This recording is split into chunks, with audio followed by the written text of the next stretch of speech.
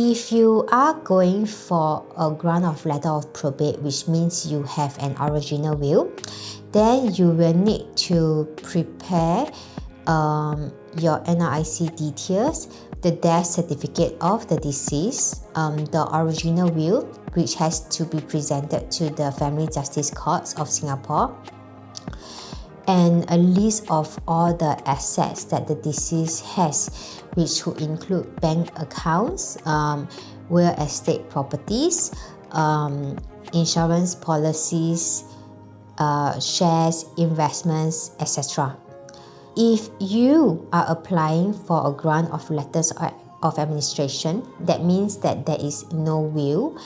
then you will need to provide your NRIC details. You will also have to check with,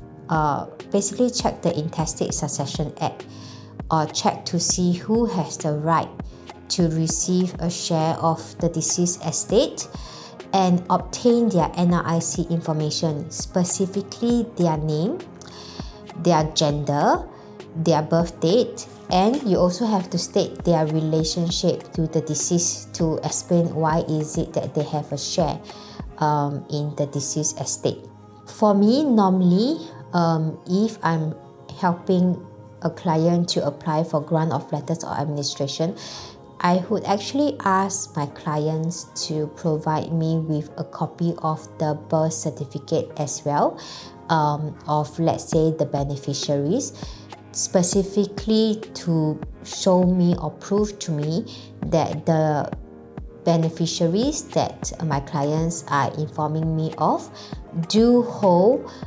a familiar relationship or family relationship with the deceased. So for example, if the client is the child of the deceased and the client has other siblings as well, then I will need to see the birth cert of the other siblings to establish whether or not they have the same mother, because I need to check whether they are legitimate children. So if you intend to consult lawyers, it will be good to check who are beneficiaries that are legally entitled to a share of the deceased estate, and then from there you will be able to know what documents you have to prepare in order to meet the requirements of the court and your lawyers.